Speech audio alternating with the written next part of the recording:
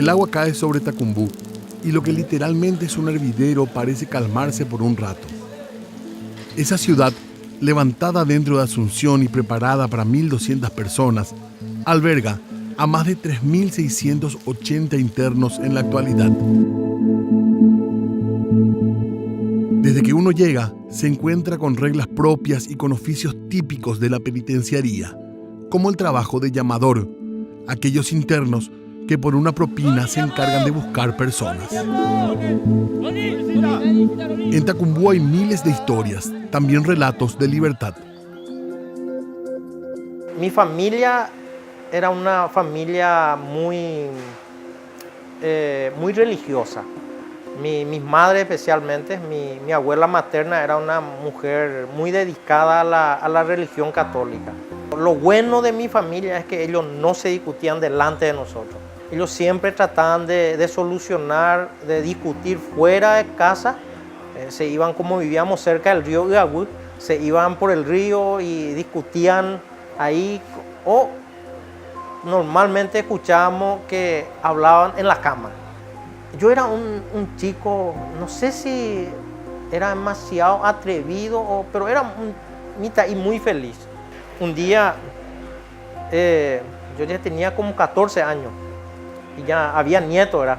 Mi hermana mayor tenía su hijo y empezó como cualquier criatura, tenía como 6 meses, empezó a lloriquear, ¿verdad? A la noche.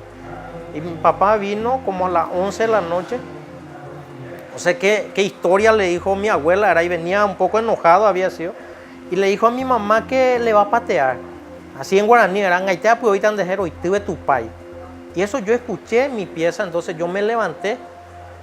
Cuando me levanté, le encuentro a mamá, ¿verdad? Que estaba paseando con la criatura. Entonces me fui y le dije a papá, qué buen ejemplo. Cuando éramos chicos, nunca te discutían delante de nosotros y ahora que somos grandes, qué buen padre. Si no te gusta escuchar el lloriqueo de tu nieto, ¿por qué no dormía en otra pieza? Pero nunca se te antoje de levantar tu mano por mamá. Mi mamá no me dijo nada. Al otro día teníamos nuestra chacra, estábamos trabajando y en la chacra mi papá me dijo, ¿qué haría si le pego a tu mamá? Le dije, papá, vos no educaste de que a la mujer nunca hay que alzar la mano. Y si eso hace, no te voy a poder atajar porque vos no voy a tener la fuerza.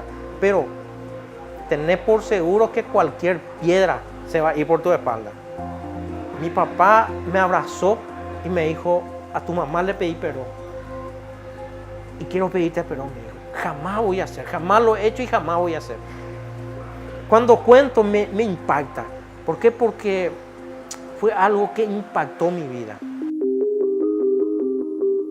Francisco Zamudio pasó 17 años de su vida en prisión. Fue condenado por homicidio.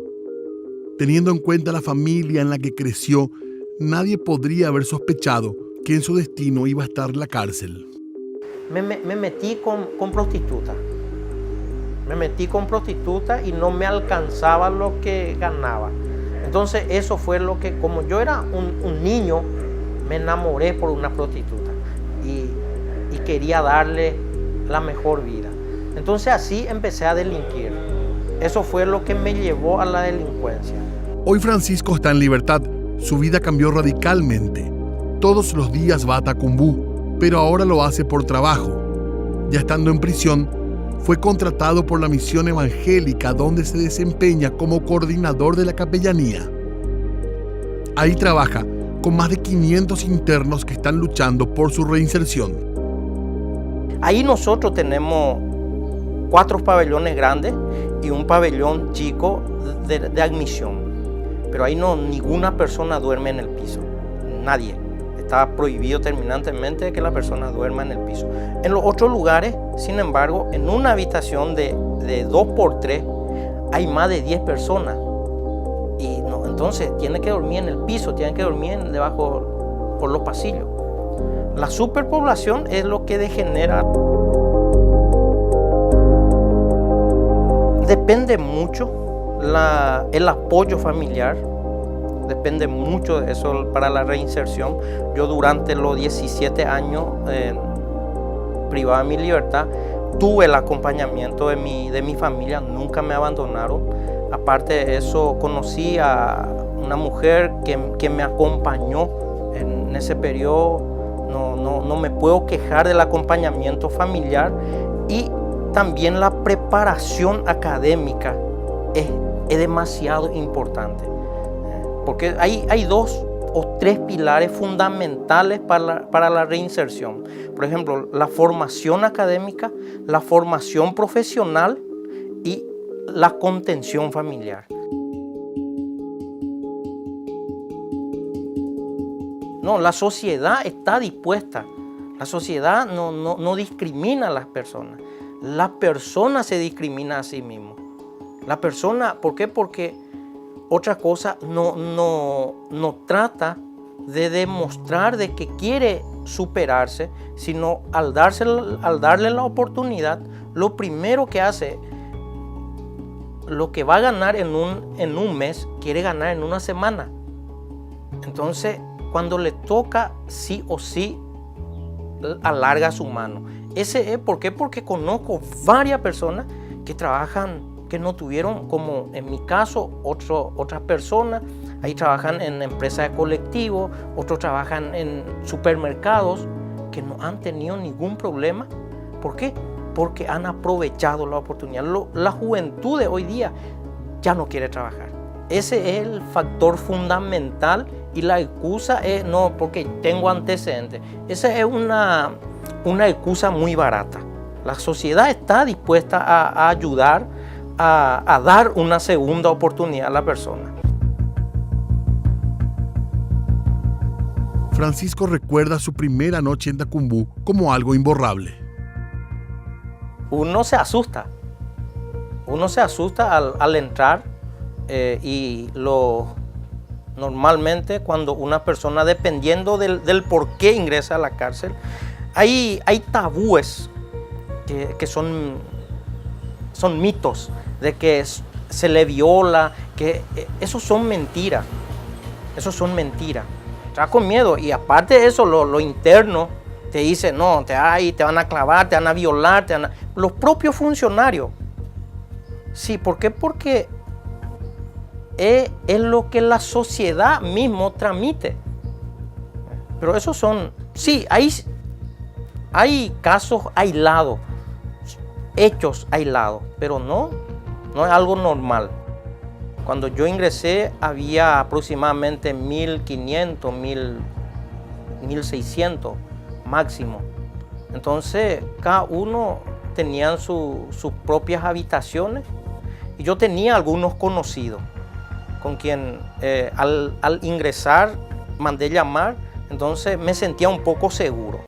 Educado para otro destino, Francisco pudo cumplir su pena y también logró concluir sus estudios universitarios en la UNA. Solo le falta la tesis para el título de trabajador social. Sus estudios están vinculados a la vida después de la prisión. Ahora, por ejemplo, yo el año pasado terminé mi universidad.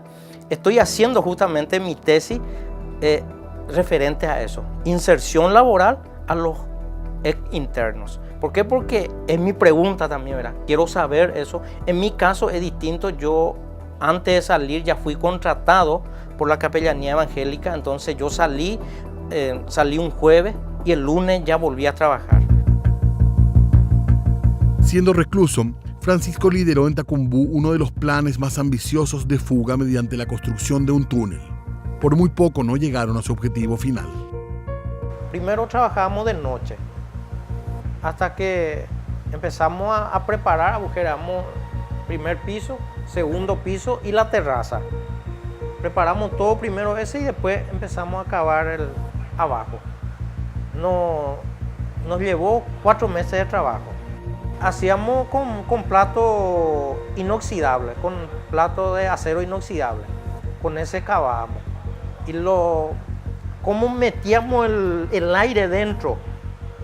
Había un argentino que era ingeniero químico, y él preparó, tipo arcodeón, y tenía por un lado donde sale el aire y por otro lado para entrar. Pero este lado tenía su tapa por dentro. Cuando vos abrís, este se abre. Y cuando cerrás, el viento empuja y cierra. Entonces sale por el caño. Y el caño hicimos con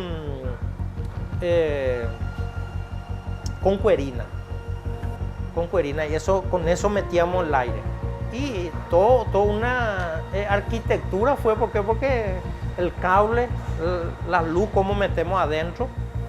Y cada 10 metros hacíamos algo así para poder cruzarnos. Y el camioncito era bidón de 5 litros. Bidón de 5 litros ese de plástico, cortamos, agujereamos y con piola. Sí.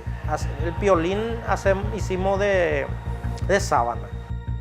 Y los escombros alzábamos en la terraza del techo.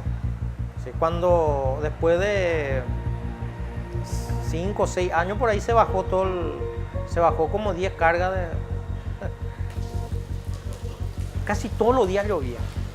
Había una gata que tuvo su cría arriba del techo. Las veces que llovía mucho, se llenaba el túnel, se llenaba de agua. Y no podemos estar sacando con balde, ¿verdad?, constantemente agua sucia. Va a llamar la atención. Entonces, ¿qué hicimos? Compramos bolsitas de 3 kilos y en ese cargamos el agua. Y alzamos todo encima del techo. Nacieron los gatitos y empezaron a jugar por la bolsita con agua. Y agujerearon algunos que otros y gotearon todo en la habitación. Eso fue lo que empezó a levantar sospecha de que era cómo estábamos haciendo.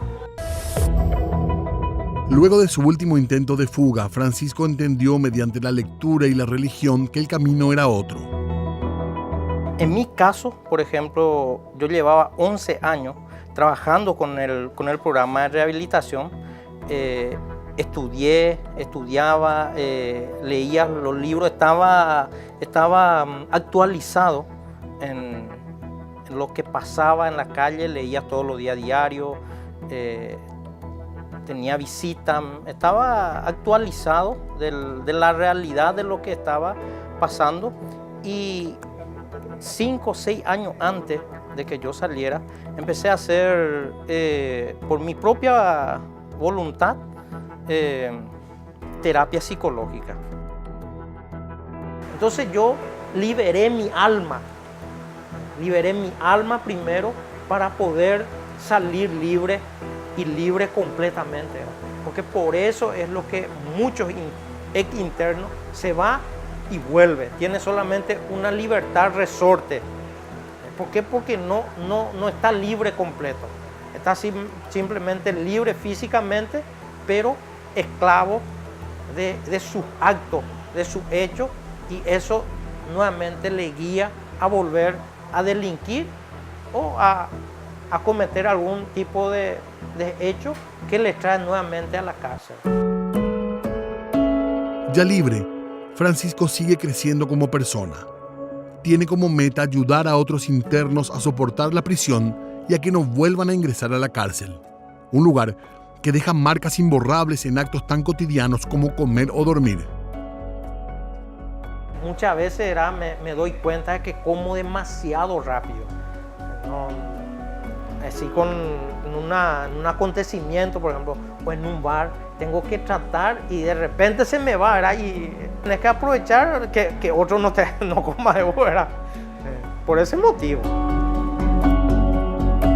La cama de acá, del penal, tiene como 70 centímetros de ancho. Entonces, siempre me acostumbré a dormir de costado o boca para arriba. No podés moverte, porque siempre me acostumbré a dormir en el segundo o en el tercer piso. Hasta ahora, por ejemplo, tengo una cama bien grande, pero cuando duermo como que estoy en una cama de 1 metro de ancho, ¿verdad? Son cosas, me cuesta, por ejemplo, cuando estuve con mi esposa, del cual me divorcié por motivos particulares. no podíamos dormir tranquilo porque me molestaba que me abrazara, me molestaba que me tocara, no podía dormir.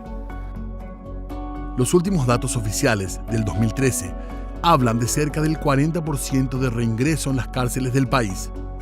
La población en las penitenciarías es preocupantemente joven. Buscar los mecanismos de educación y readaptación es una prioridad para que historias como la de Francisco se puedan repetir con normalidad.